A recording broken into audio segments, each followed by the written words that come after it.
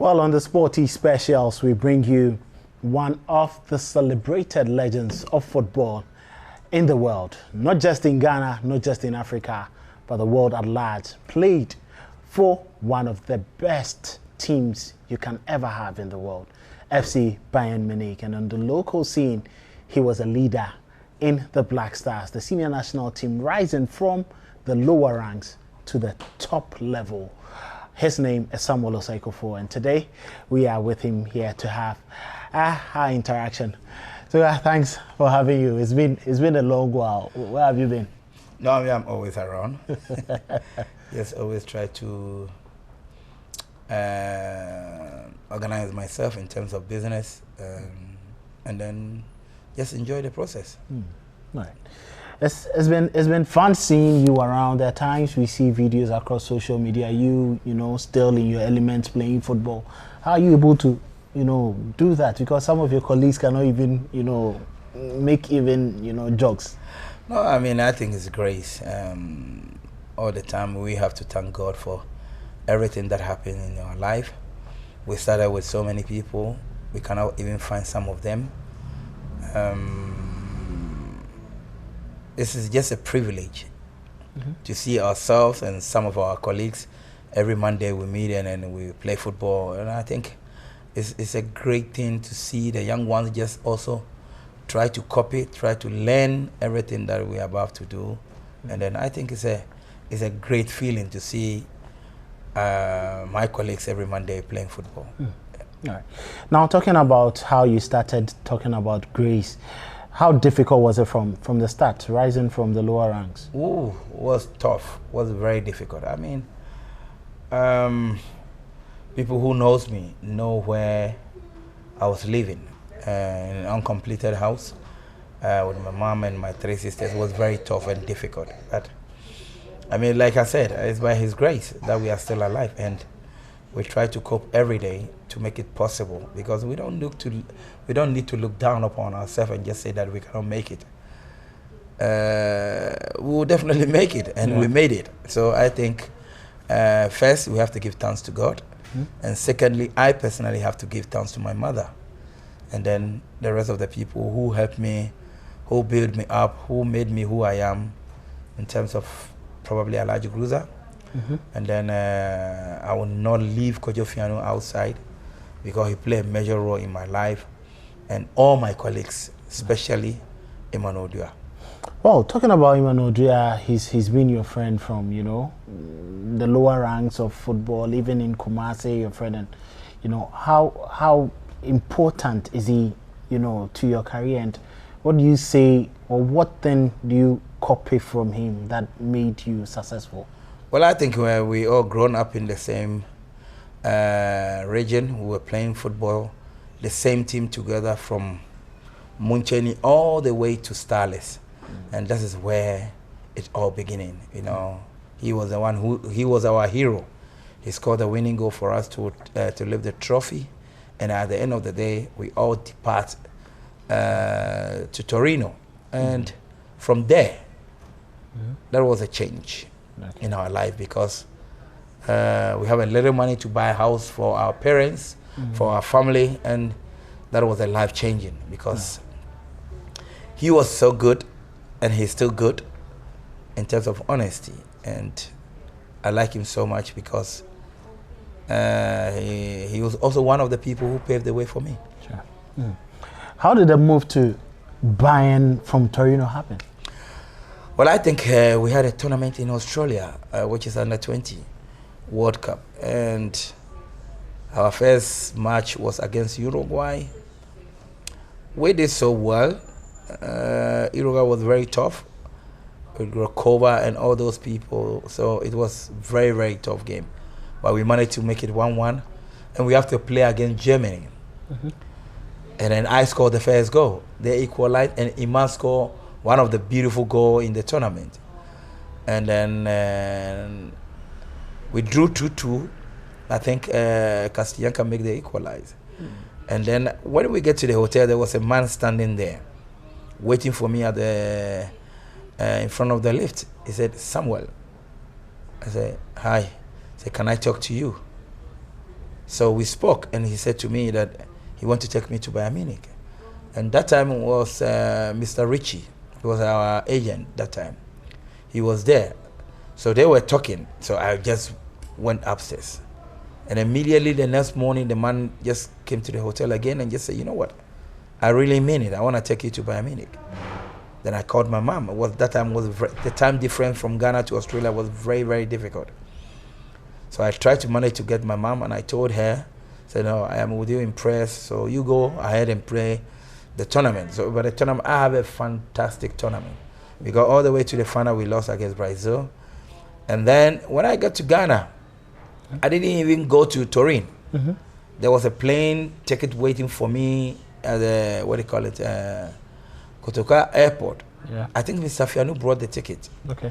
So I went straight with Emmanuel to Germany, just to prepare for Bayern Munich. And then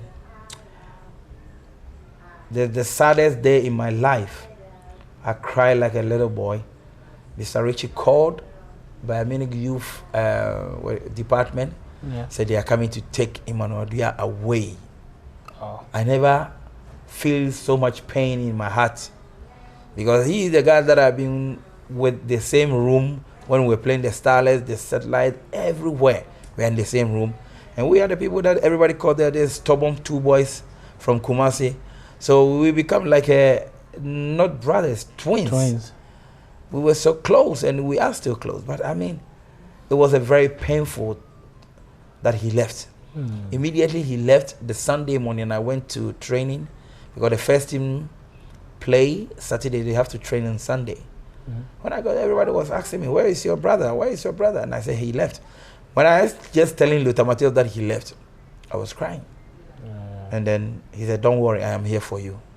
So they took me into their arms, and then they made me who I am today, Bayern Munich. Since then, I never had an agent again. Yeah. I never had an agent. Okay. Since I finished with Richie, I do everything with Bayern Munich. Okay. Just a personal. Yeah. They took me as their own, and even from there, they guarantee me a passport. So you see, it's a blessing. Sure. It's a blessing to be in the family of Bayern Munich. Yeah. Okay. Now, you walked into Bayern Munich. There were top players, that time. How did you manage to walk into the first team and keep that level of consistency? It's all about mentality, because I knew I'm coming from a different world, which is Africa. Beckenbauer made a very good statement with me. He called me to his office. He said, Sammy, you are good. We all know that you are good. But I'm assuring you, if you don't do 200%, the journalists will kill you.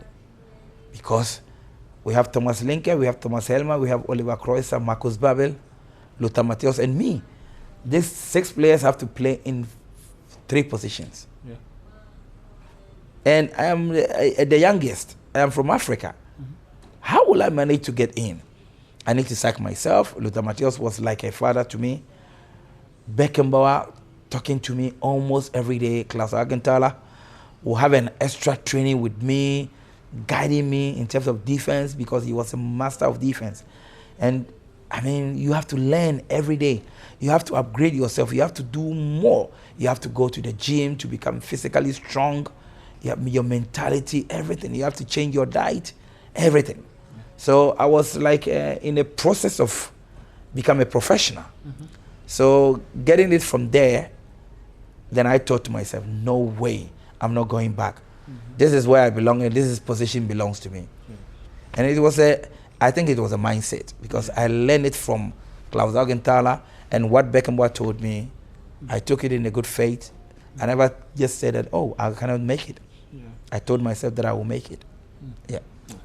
You won lots of trophies at Bayern. Every single trophy any player could come across when it comes to club football, you were able to annex it to the point of getting to, the Club World Cup and even, scoring. But which of the trophies you think that, it's so dear to your heart that you'd want to relive that day every now and then? I think under 17 World Cup. Okay. Without under 17 World Cup trophy, I want to have a chance to go to Bayern Munich. I want to have a chance to go to Europe. So that trophy is a dear to me because it was one of the first, I think, in Africa, especially in our country. Everybody was just, you know, so much in love with the stylists like of Ansah-Opoku, Yao Brown, and then you have Mohamed Gago, you have Isaac Asari, one of the best that I have seen in my life. Yeah.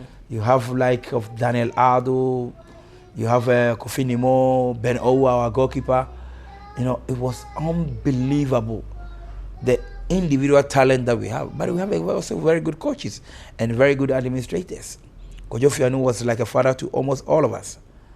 And Mr. what they call it, Kojo Kwashi, may so rest in peace. Our own father, a coach, Hiki Afrani. Yeah. May he rest perfect peace. Because he took me and Imanudia like his own.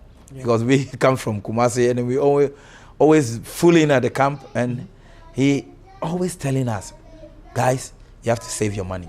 Sure. He was the one who opened bank account for me and Imanudia for the first time. Yeah. When we have a money, he said, no.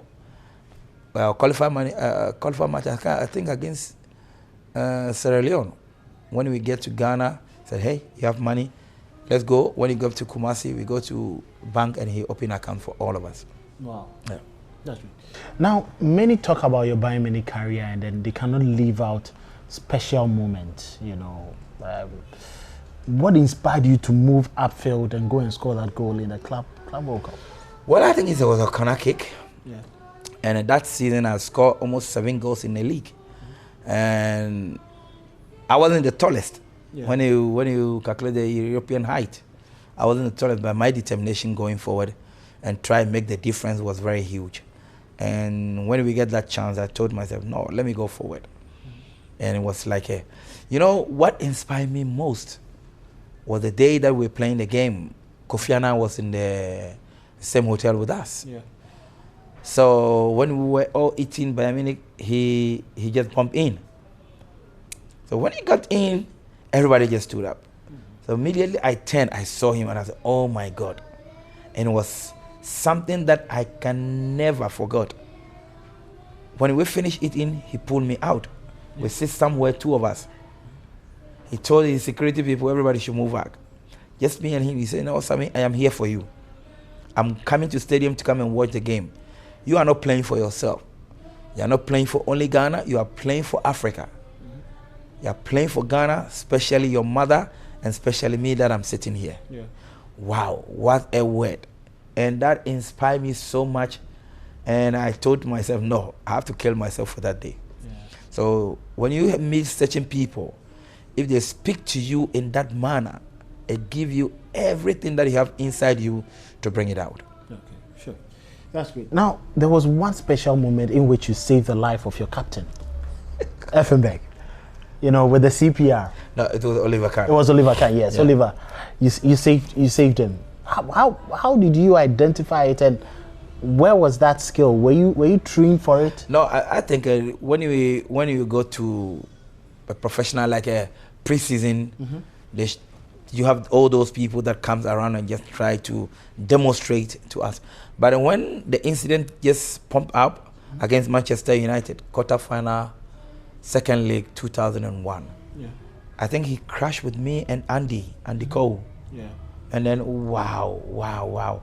The guy was gone. Yeah. So I have to. Normally, I should put my hand like this, but I didn't do it. Yeah. I just going straight to his mouth.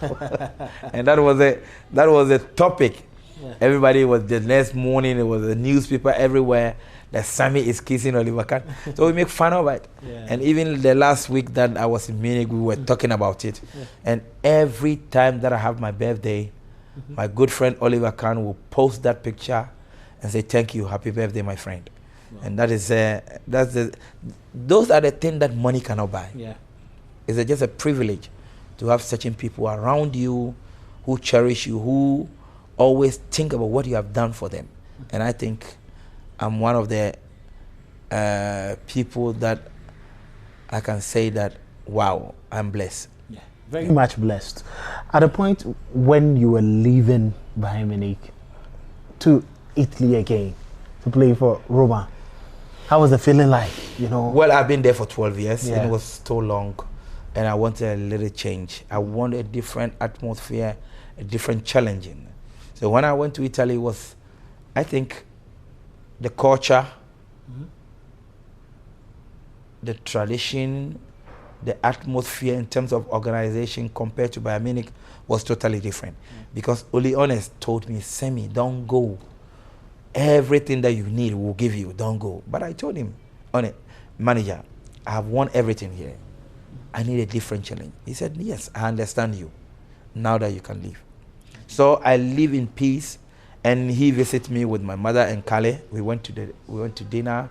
We have a very good time. And anytime I go to Munich, he invites me to his villa. And I mean, I'm very grateful to get to know those people who have been in the high ranking in terms of football across the globe. So, I mean, like I said, I always count myself one of the best. And how was it like in Rome, you know, playing with the likes of Totti, you know, and all the other top players? Yeah, honestly speaking, it wasn't like Bayern Munich. I have to be honest. Yeah. In terms of organized, in terms of even the squad itself, even though we have a very great players. Yeah. Then you have De Rossi, you have Decor, you have Totti, you have Morata, a lot of good players, but honestly, it wasn't the same like Bayern Munich. Okay. So that moves us into the senior national team, the Black Stars. When did your breakthrough happen? Well, it was 1992. After the Olympic Games. Yeah. We get to Ghana, and then I was in my room when Otto Pfister just banged into my room. He said, well done, Samuel. You have a great tournament in Olympic Games, even though you have a red card. 2 yellow, then we lost. And I was sad. He said, no, you don't need to be sad. You know what? I'm taking you to Blaster. I said, why? Because that time, I need to go to Kumasi urgent. He said, no, you're coming with me. We are going to Tanzania. So the like of Yawa Champon was Imanolama Frimpoma, so Imanola Mpia. And I told him that these people are there. I'm not going to play. He said, let's go. So when I got there, it was Imanola Mpia, Imanolama Frimpoma. So they took me to the room. Yeah. They said, you know what? You're going to play tomorrow. I said, how? But you people are there. They said, no, you're going to play. If we win, the winning bonus don't go close. If we lose, you pay the winning bonus. Hey, what sort of deal is that? Serious. So we won the game. But coming from the Olympic Games, we have so much money. Because we got all the way to the semi-final. We won the bronze medal. So the allowances, the per diem, the winning bonus, everything was beautiful. So I didn't even mind. By the time that I think we won 2-0 in Tanzania. Yeah. By the time we got to the hotel, my name has been already signed. And my money has been taken away. It was $3,000. Yeah. So I was in my room, they brought the money. They put 1,000 here, 1,000 here, 1,000 here. Then from Pomasu took one, Imoralampia took one, and Ahmad took one, and they left.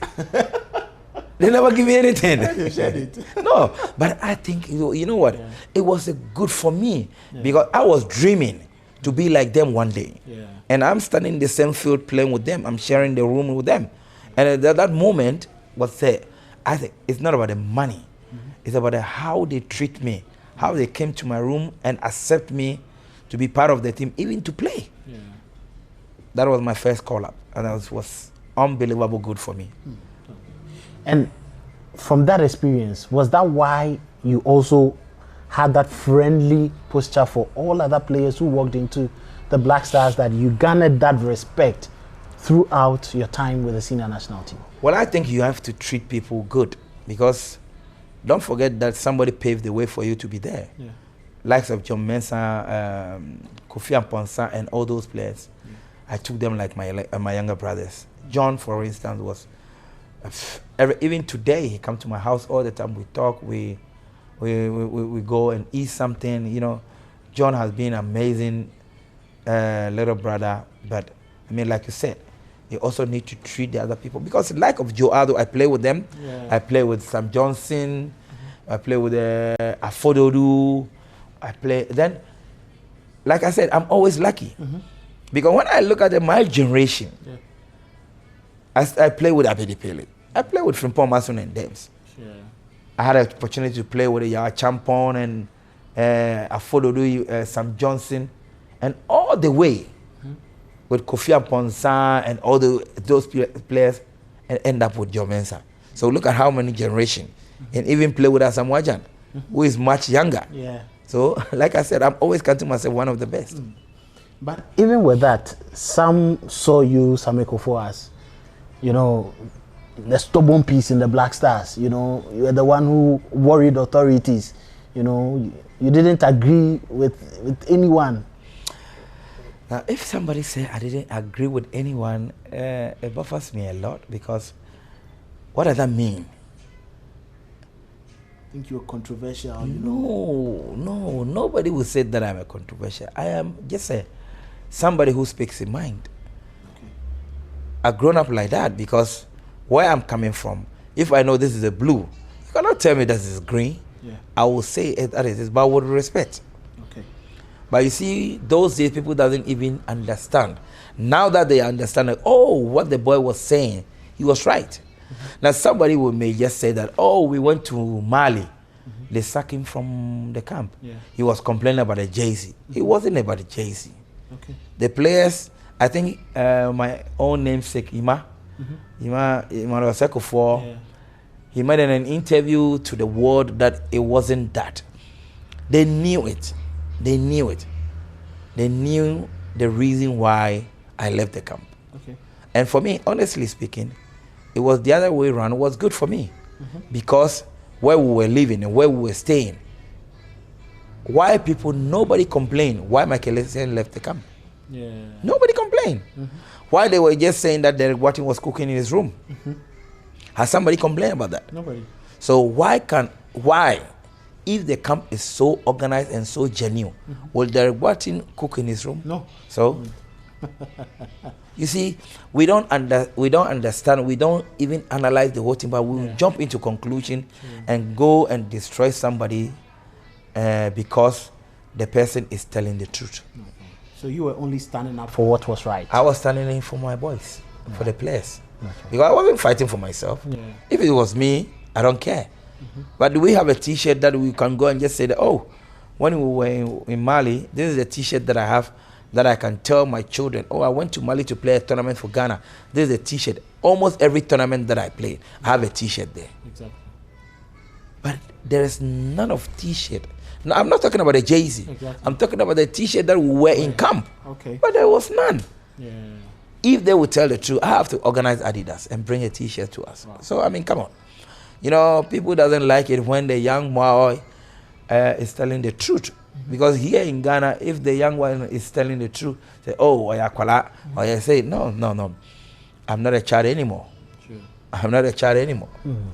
So I know what is right and what is wrong. So if it's possible for me to speak the truth, allow me to speak the truth, and sit down with me when you know that it's not right, you correct me. Yeah. But don't crucify me. Sure. Now, at the 2006 World Cup, Samuel Osei Kuffour, but before we get to that, during the qualifiers, you got injured in the first game and you were still playing with a bandaged arm.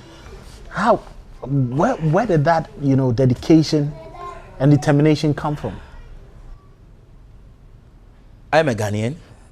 I'm not fighting for myself alone. I'm fighting for almost that time we were, let's assume 30 million people. Yeah. So I'm fighting for 30 million people. So it's not everything that you have to just say to them, oh, I cannot do it. No, I had injured. And we don't forget that we have already substituted 2. Yes. And I have to kill myself to play that game. It wasn't anything, it was about the love of my country. The love of the country. Now the 2006 World Cup, started on a very bright note. Unfortunately, the first game didn't go as you wanted. After that game, how did Samuel Osei Kuffour feel? Well, I feel bad. But at the end of the day, it opened door for some people as well. Yeah. So, in a personal terms, I feel so bad. Yeah. Because that day, I think I played one of the best games in my life. Yeah. And that mistake, it was a mistake. Yeah. But I cannot stand on this mistake and crucify myself. No, life has to move on. Yeah. So after that, I just move on with my life. And I said to the management, I'm sorry, I cannot play the Black Stars anymore. I think it's almost 14 years. I've done enough. Yeah. From the youth up to the senior level, I have played every tournament, 2 Olympic Games, and then I had enough. I think it's enough. Yeah. And after that, you've been in several roles. You know, behind the scenes, you talk to players, you advise them. You've even become the main figure as the head of the management committee. When you look at your playing days and now, what are the differences that you think, you know, the shortfalls? The difference is we have lost our identity as a country in terms of football.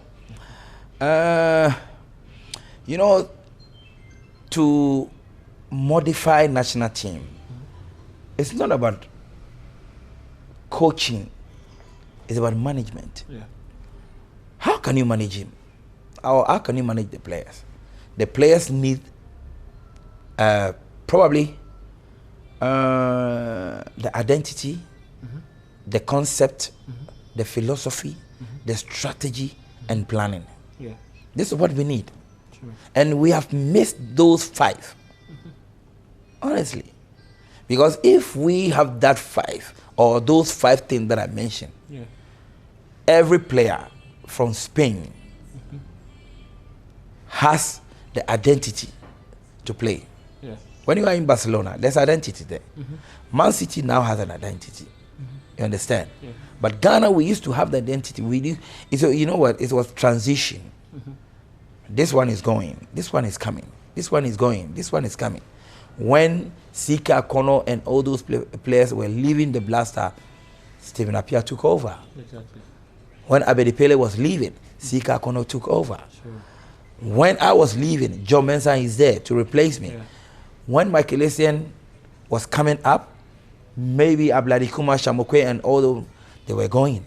So those are the things that used to be when we were coming from the juvenile side. Yeah. But now it's no more there. Okay. So even now we don't qualify for the World Cup, we don't qualify for even African Cup. Yeah. For the youth side, we don't do the best. Yeah. That's what I said. We lost those 5 things. Okay. Yeah. The concept, the planning, the strategy, the system. We've lost it. Okay. We lost it because the transition is not there anymore. What is the transition? How many youth players can you mention today that they are the future Black Star players?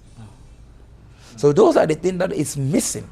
We need to sit down. It's not about the FA. It's not about the ex-players. It's not about the people who watch the football. It's not about the journalists. It's about all of us have to come together and know that this is what the country needs. Because if we go any tournament, there's a shaking. Because the back of our mind, we lost so much confidence. Even in our players. True. How many of our players now play consistent in Europe? It's also counting. Yeah. How many of them have been playing at the top level? Sure. It's also counting. Yeah. Those days it's going to be very difficult for you to play second division in Europe and be joined by the national team. Unless your performance every day in is just upgrading. Yeah. Otherwise, you will not be part of the national team. Sure. But now, can you mention 3, 4 names that are playing the highest level? We don't have it. So we need to go back to our root and figure it out what is wrong with us. Do we have the concept, strategy, planning? Do we have it? We don't. Sense it, a system, and then we need to have the balance of the national team. Sure. Yeah. Now you just talk about you leaving, someone took over, you know, Abedi left, CK took over, CK was leaving, Stephen took over. In your time, many were thinking Samuel was going to be the captain, but you didn't. You didn't take up it. Why did you not? What is the captain? What is captain?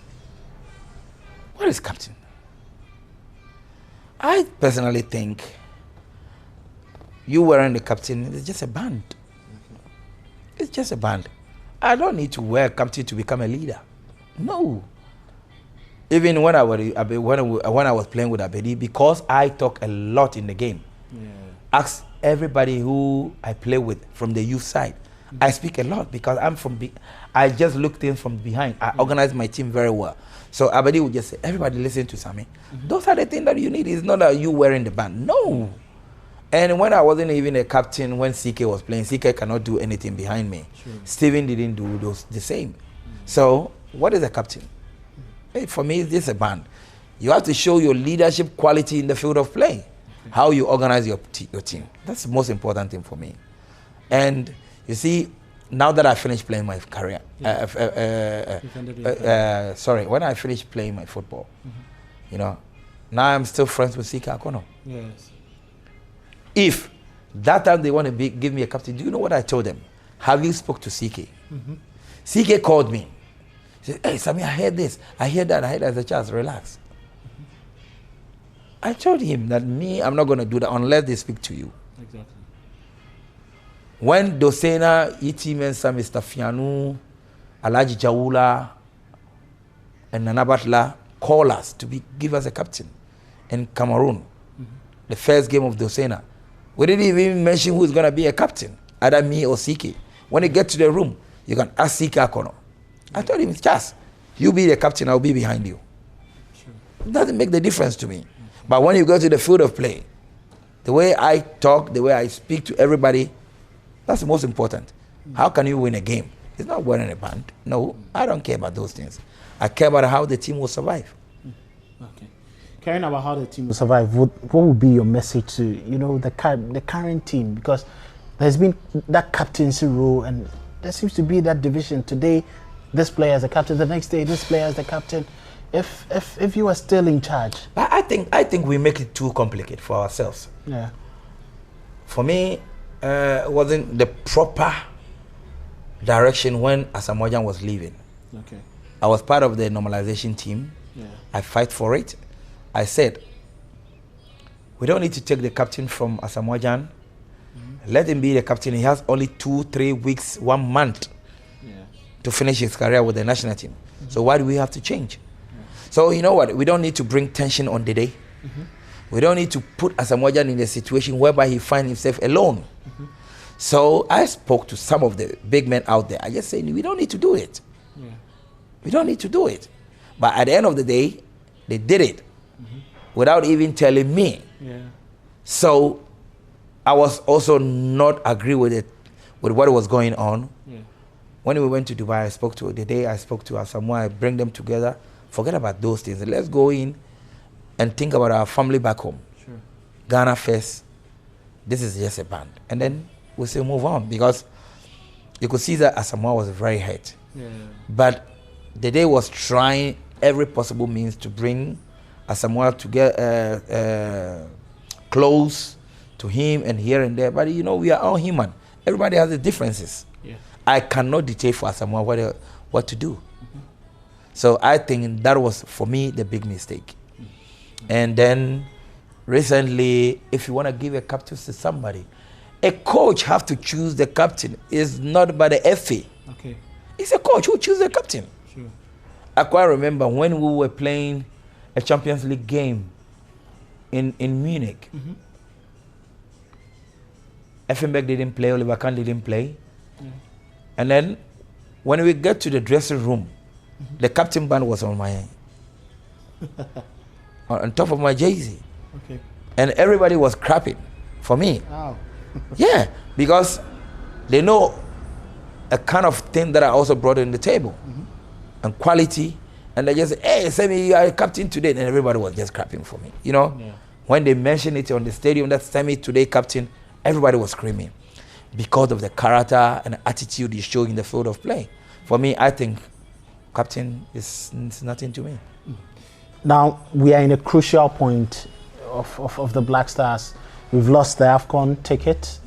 We have World Cup qualifiers to play. And as much as we are, you know, at top with another nation, Otado was your playmate. You have, friendship ties with him from Germany and all that. What would be your advice to him, for this team ahead of the upcoming games? It's difficult. Yeah. It's difficult to put things together today because almost everybody have lost self-confidence with the Blasters. When the Blasters are playing, you don't see that atmosphere within our country, the flag waving and then blowing the horns and so on and so forth, because people lose hope. Yeah. We lose hope because of what happened with the AFCON. Not this one, in Cameroon. Yeah. We're losing against certain teams like Comoros and all those teams. Everybody was just thinking, what is wrong with us? So now Otto need to come in. Whatever that happened to African Cup of Nations, let it go. Okay. Let's come out with a different ideology, different mentality, different attitude. What can the players also bring on board? We have so many players who didn't even understand the mentality, the concept of the national team. Because whatever that we are saying, is everything is about a transition. Yeah. How many of these players are playing today are playing from the youth side? And how many of them are playing together in the youth teams? You see, those are the things that I always said we have to go back and bring all this concept, plan, strategy, mentality, and everything together. I mean, you played the Black Stars for about 14 years. Who was the best goalkeeper you played with? Wow. I would say Olele. Olele. Oh, okay. The best central defender apart from you? I would say Emmanuel Lama. Emmanuel Lama. The best midfielder?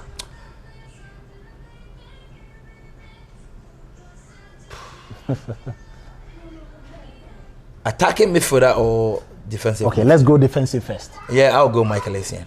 Attacking? Abedi Pele. The best striker you've seen?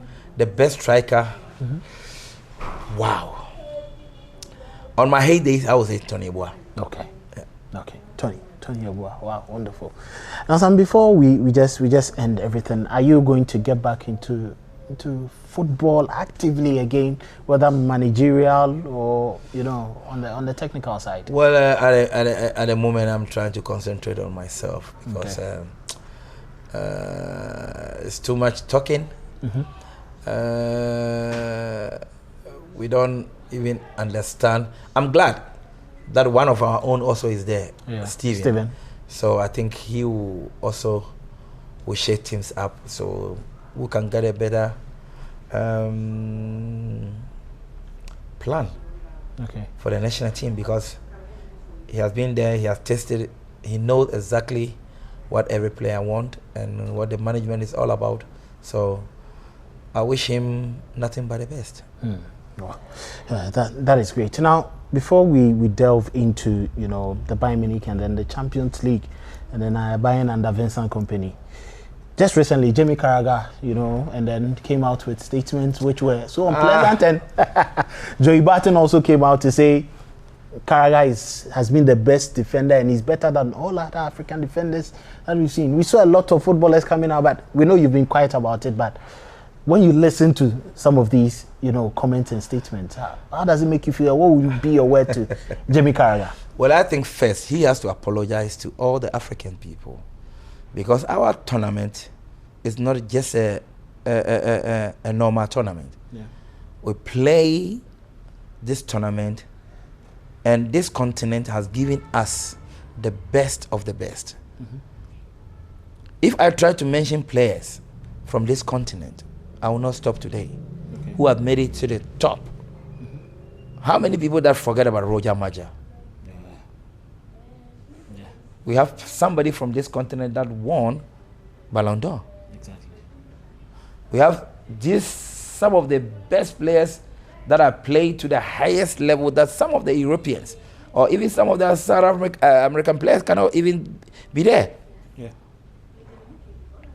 You cannot mention 2-3 players in terms of foreign-based players in England without mentioning Drogba. Yeah.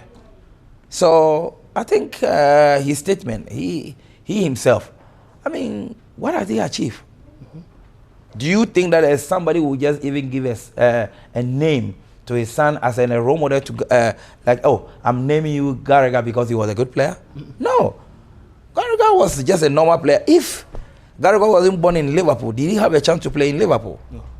If Jamie Gallagher go to probably in Italy, or will he have a chance to play Milan or play Real Madrid, Barcelona, Bayern Munich?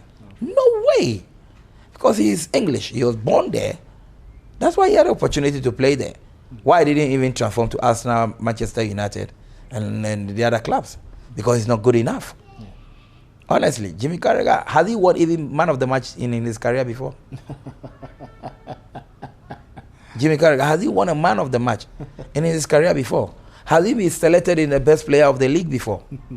No. First 11. Has he been selected the best defender in Europe before? No. No. He hasn't been in the team of the week before. Come on. Yeah. So if Jimmy Carragher is talking, I mean, those are the things that we don't listen. Yeah. Ferdinand, John Terry, and those people, they're supposed to talk, not you. What has he achieved? Jimmy Carragher, please. If we are talking about players, Mourinho said, if we mention the names, if we mention about 1,000 defenders, Jimmy Carragher won't be part of it. That's what Mourinho said, but I would say 2,000. Oh, Carragher went too far, and he's having he's having the beatings of his life. No. Jimmy Carragher is no. It's nothing. Yeah, he's just talking. He's just talking because he had the opportunity to sit on TV and talk. And even that day, he should be ashamed of himself. Yeah. Some of his colleagues were telling him. Yeah. I think Richards and Story was telling him to whatever that he says is not right, but he still insists because he didn't respect. He has to respect us because how many African players have made a great impact in Premier League? Yeah. He is talking about the coaches to win the Premier League. Did he play? When he was playing, did he win Premier League? No. So what is he talking about? Some of us, like me for instance, I never had my chance to win the African Cup of Nations. It kills me every day. Yeah. It kills me every day because there is nothing that I can show to my children. Yeah. How many great players have won that title? Very difficult. So please, a very difficult tournament to play because we know each other. The strength is good, the technique is good, the understanding of the game is always the same. Ghana, Cameroon, Cote d'Ivoire, Nigeria. You can never underrate anyone when you play against it, when they play against each other. So what is he talking about? All right, let's just scale it with Bayern Munich now. Vincent Kompany has been in charge of this team. Niko Kovac came in, he did his best. It wasn't too much enough, and then he just had to leave. Now, Kompany is with the team. How do you see Bayern Munich this season under Vincent Kompany? Yeah, I spoke to him when I was in Munich. He is so positive about his team and the way the team build up. I'm very impressed. I went to the training grounds, watching his tactics, watching everything that he's talking about, having a personal conversation with him, the way he is just try to maneuver his players and make them bring the best out of them. Please, I'm really impressed. And for him to have that opportunity as a black person, first black person to coach in Germany, and he's not coaching any team than Bayern Munich. So, who is the most difficult striker you ever faced in your career? I would say attacker. I would say Overmars. Marco Overmars. What made it difficult to play against because he's too small. He's too small and he's too quick. Okay. And that day I play right back. I play right back. So for me, I think Overmars has given me a tough time, but I killed him in that game. Yeah. He was very good. He was very good. Overmars. But I think the game that gave you lots of plaudits was how you marked Ronaldo, out. Yeah, because, when you play against such players, you have to bring your A game. Yeah. Because first, you have to know where you're coming from. And you cannot afford to make mistakes. Okay. So those are the things that when you play against Zidane, Figo, Beckham, Ronaldo, Raul, Carlos, and all those Galacticos, so those are the things that you have to bring your A game. You play against Henry. He was young, he was fast, he was strong. I mean, those are the games that I love to play. Exactly, and you excelled in all of them. You have to. You have to, because you also need to tell them. You need to send a message to them that you are equally good. Also, we are ending it. What would be your message to especially the current crop of Ghanaian footballers, you know, on what they need to do, especially with the senior national team, the Black Stars? I think it's all about concentration when they are in the field of play, because we don't play the way we're supposed to play, because 4 or 5 touches, the ball is away from us.